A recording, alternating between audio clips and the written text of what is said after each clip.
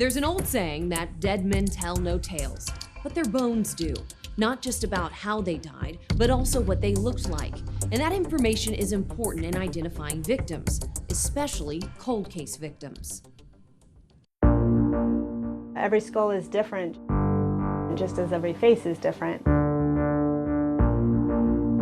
In a room at the Palm Beach County Sheriff's Office. This is the actual skull from one of our 1976 cold cases. Forensic imaging detective Autumn Crick recreates the face of a murdered man step by step.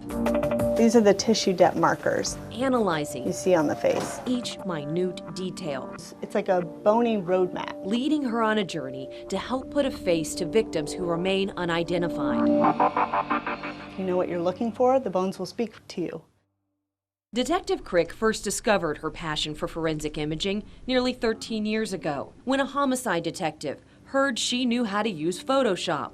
He asked her to help clean up a photo of a gunshot victim so it could be released to the public to help identify the man. She did it, and the man was identified. I thought to myself, I don't know what this is, but whatever it is what I'm going to dedicate my life to doing. She has grown her passion into age progressions, suspect composites, and skull reconstructions. To recreate a person's face, though, is no small task.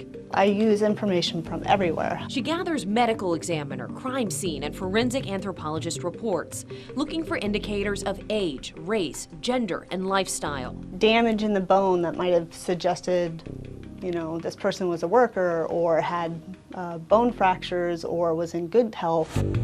From And there, I know where the attachments are based on where it drains in here. she follows the bony road There's a map. bump out here where the actual muscle attaches. Each reconstruction takes around 2 weeks. Hair presents one of the most challenging pieces because it can be colored and changed. It can throw off how you recognize or perceive that person. So she looks for clues from crime scene photos or notes from detectives on if any hair was found near the remains, and chooses styles reflective of the time period of the victim's death. With the help of genealogy, able to identify who the individual was. And as the pieces And come this at the bottom, together, this is the composite that I'd rendered of him, and this is the actual individual. she sees a glimpse of life in the remains. So I'm creating it, and as I'm creating it, I'm like, oh, I'm seeing how it's becoming the face of that individual from the skull. She hopes the public understands the reconstructions or composites aren't meant to be exact likenesses, but a way for a person's features to be recognized and hopefully identified. How does it make you feel when maybe somebody's relative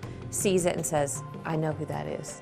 It's very rewarding, and it's one of the reasons why, you know, that first reconstruction I did, I stuck with it for as long as I have and really powered through to be where I'm at now. Making sure victims are not forgotten and hoping the public will never forget a face. In Palm Beach County, Katie Jeffries with photographer Nick Marone, First Coast News, on your side.